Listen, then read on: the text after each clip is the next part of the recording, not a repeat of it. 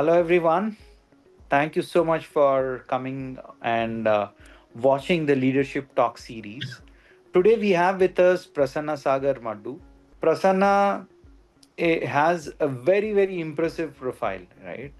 While he has experience working with many companies, the most prominent companies that he has worked with happen to be JP Morgan Chase, where he worked as vice president. Then he worked with DBS Bank, once again as vice president in the space of data science. Then a lot of us are aware of OTT platforms, right? And we have Z, and within that, again, Prasanna worked as a data scientist, again vice president in the field of data science. Then he tried his hand in the space of entrepreneurship as well. And today, as we speak, he is working in Telstra in data solutions as a senior specialist, right? And he also is pursuing his NUS, National University of Singapore, from National University of Singapore Business School. He is pursuing his EMBA, right? And he's also ISB alum. Yeah, thank you so much, Prasanna, for giving your time and willing to spare your learnings with the wider audience. Thanks, So, Professor Param. yeah. Thank you, Prasanna.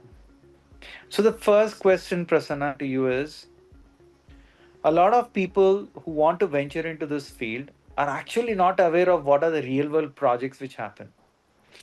According to you, what are a few of the real world projects which are handled in different companies, right? Based on your experience, you work with a lot of companies. So, can you throw some light and help us understand a few of the amazing projects that you have handled? So I think there's two different journeys within the AI space, right? I think before Gen AI and after Gen AI. So before Gen AI, like most of the projects were like traditional AML based, like anomaly detection or mostly around predictive analytics, either using traditional ML models or deep learning models, right?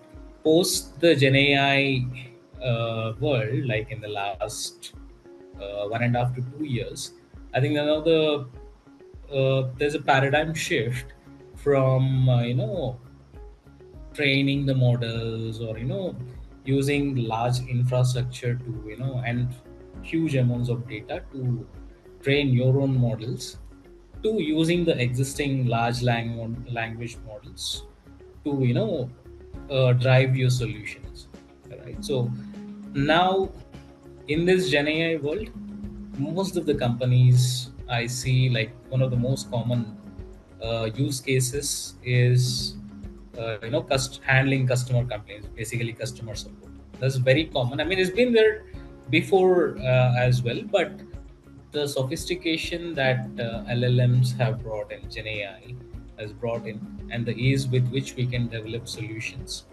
has been very significant. And you can build the solution in very fast, very quick turnaround time. Right. So nowadays, I think almost any company, every company is trying to build, a production support platform. If it's a product company or if it's a customer facing company, they're trying to build a customer facing AI assistant kind of solutions. That's one of the most common. Almost every company has it. And now the field in this last couple of months is the AI agents, right? So in fact, I'm building, and also I built one of the AI agents for one of my areas that I'm working for, where we use AI agents to solve uh, builder assistant which can call tools. uh, Basically it can perform actions. So earlier, before the AI agentic kind of solutions, it was primarily conversational, where you just converse with the AI assistant. It gives the answers, but there's no action around it. Now the agentic solutions can perform actions, although they're like within a particular set of constraints, and they hold certain memory. Within that whole ecosystem, you can solve some very limited set of problems which autonomously they can do, right? So that's where it's heading. And I'm currently working for Telstra, where it's a telecommunication company. And there's huge amount of data, like billings data and payments data, etc. So they have a like huge data platform. In fact, it's not monolithic, it's like multiple huge platforms. So me being part of data platform, like applying the AI related uh, solutions, uh, we have used Gen AI, for example, like to migrate legacy data platforms to the modern cloud based, for example Azure cloud, right? So in fact, if you consider, like, these platforms have been around for like last 25 to 30 years. I mean, the data pipelines. Yeah. uh, did you have any No, question? no, no, no, no. Go ahead, go ahead, go ahead, please go ahead. Yeah, sorry. So earlier, like, without this Gen AI, it would have been really difficult, because there are like huge amount of data pipelines, like thousands of data scripts, SQL scripts. But with Gen AI, like, you could convert those scripts to some extent. Definitely not 100%, obviously, but maybe around 70 to 80%. And on top of that, you add, your changes. The developers can use that to add some changes which can replicate the behavior that those data pipelines were doing earlier. So that's like 70 to 80% productivity increase, and proportionally the time, right? And the manpower required. So Gen AI has brought in like a lot of productivity improvements, and subsequently time as well as money for the companies. And it's going to be uh, you know like this forward for different kinds of uh, domains as well. So did that answer your question, Professor? Yeah, yeah, absolutely, absolutely, Sagar. The reason why I disabled my webcam is because I wanted to save some network bandwidth. I think there is a glitch, so I thought I'll disable. No worries. Amazing, amazing. So the world has transitioned from AI to Gen AI. Gen AI, as opposed to having regular conversations, now people are building agentic solutions where your Right. AI agents get triggered, they do the job for you, they take action, so on and so forth, which is an amazing field. And you are already working in that field. Correct. That's truly amazing, right? Because blink of an eye, there is new technology which is coming in, new algorithms which people are using. So it's not going to be an easy affair to True. to get into this field, right? Getting into this field is one thing, but sustaining and surviving in that field is another thing, right? So Correct. these are two different. Um, so Prasanna, I have another question for you. Mhm. There are a lot of students who are getting graduated in the field of data science, AI. They're getting trained, no matter which profession or educational background they belong to, no matter what work experience they have, in which industry they have.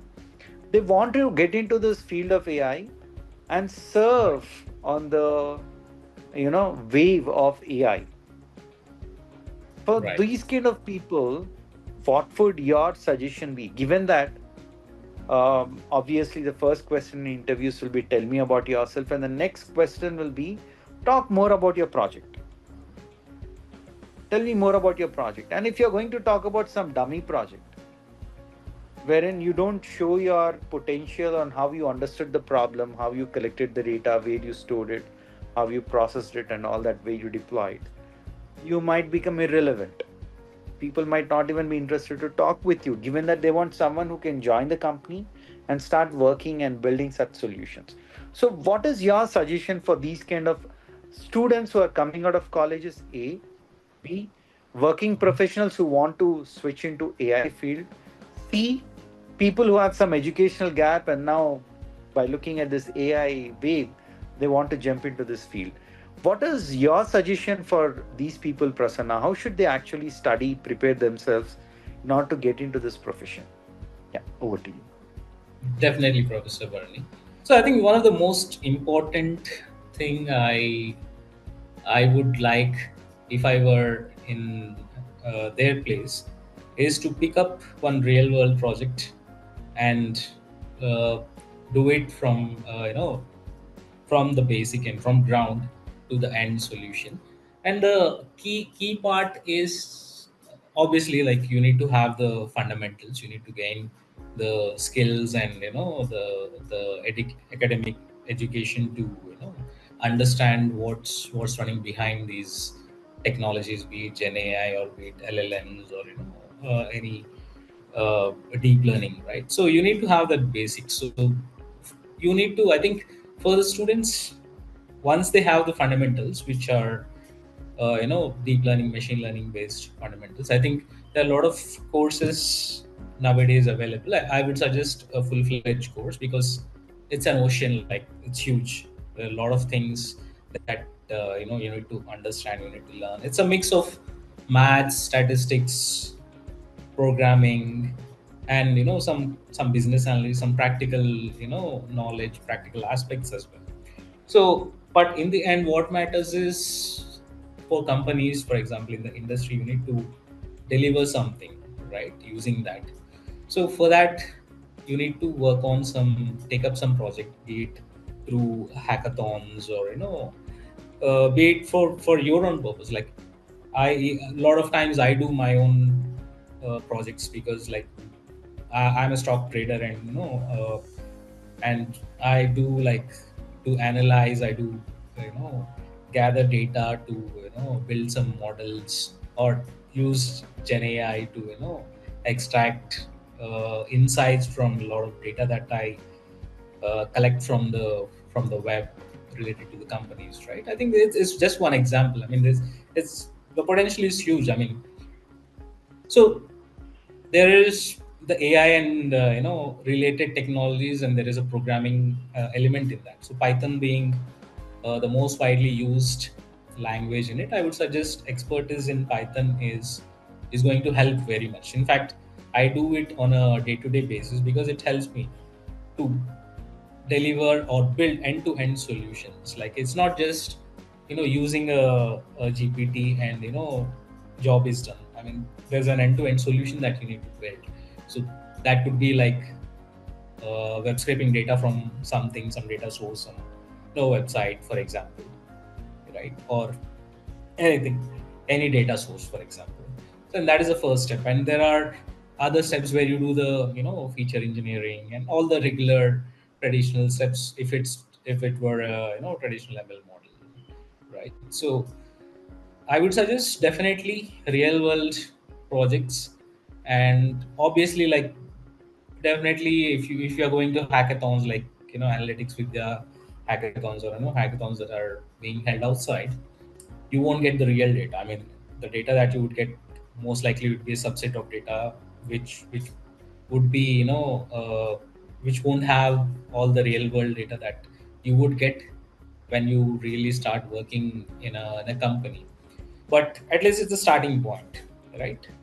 So I mean, that's going to be the very key. And the number of projects you work on, and there are like a lot of cloud-based platforms now, which have filled the gap that were not that those were open earlier. Like, a couple of years ago, like, to operationalize AI projects, like, you didn't have the ecosystem. For example, you had ML flow, etc., but you didn't have very different tools for observability, or monitoring the performance of your models, AI models, etc. But now cloud platforms have evolved, and they provide almost end-to-end uh, tooling for the people to utilize their infrastructure to build and deliver and operationalize these AI solutions, right? So I think exposure to these cloud platforms, and for example,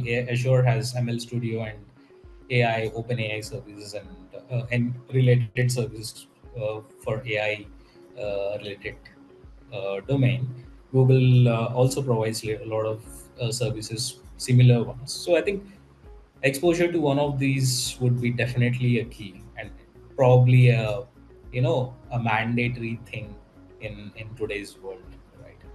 So that's the message I want to convey to the students. So they need to focus Wonderful. more on how they can solve real world problems, because in the end, like in academia and even in hackathons, etc., I think it's all going to be uh, non-real data, or mostly close to real data, but not the actual data, right? And it's so the end, like in the end, like you need to have the entire spectrum of skills, where you need to collect data, you need to transform the data for your purposes, for the problem you're solving, and then building the solution, and then delivering, deploying the solution, and then operationalizing the solution. So that's the whole 9 yards of an AI or ML solution. So that's what True, true, I would true. want the students to focus on.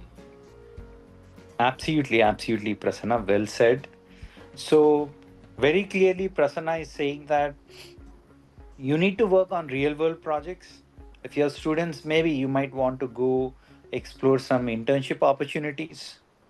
If you Yes. are a working professional, then you need to pick up some real world project which is close to your heart and start solving it. But then, Gen AI solutions certainly. Yeah, Gen AI solution doesn't mean using Chat GPT or any of the Gen AI tools. It's not just about giving some prompts and getting some responses. There's a lot Correct. of you know structure to the madness, I should say, because Gen AI It's is an on a iterative mad thing. rush. Mm, So it's not absolutely, just like you send a type some question into the GPT and you get a response. It's an iteration. You converse with it. You get what you want, the maximum you can extract from it. Obviously, it has a lot of limitations, and whatever maximum you can extract, and on top of that, whatever instrumentation you do on top of that, using your coding skills or any Python based skills to solve the problems, that would absolutely, complete the whole thing, because LLMs are not 100%, or may not be the 100%, or maybe like 80% or 70% of what problem you're solving, right? So you need to leverage it to the maximum, and then build on top of that whatever extra things that you need to so sorry to absolutely, interrupt absolutely. you. Hey, no problem, no problem. And one another skill that everyone should possess is one of the cloud platforms and how Gen AI or AI solutions are available on that. That is what Prasanna was talking about. So, given these things, which you are getting as inputs directly from a practitioner who has been working in this field for multiple years, right? Is something that you have to take up seriously, audience, whoever is watching this video, because we have the expert coming in. Expert is explaining us on what are a few of the key skills that one has to possess to get into this field of data science and AI, right? Thank you so much, Prasanna, for pulling off time from your busy schedule. It means a lot, and I'm very sure that the inputs that you have provided are going to help the wider audience. Thank you Thank you once for again. Yeah, and do stay in touch. Thank you. definitely. I think it's really pleasure to attend this, and really happy to help people, and because this is an evolving field, and it's going to be the future, at least for True. next definitely a lot of years. And I want people to learn, upskill themselves, solve real world problems, democratize a lot of things, and for the common good, Wonderful. right? So happy to help, Absolutely. and thanks for the Thank you. invitation. Thank you. Thank you so much. And all the best. Do stay in Thanks. touch. Thank Bye. you. Bye.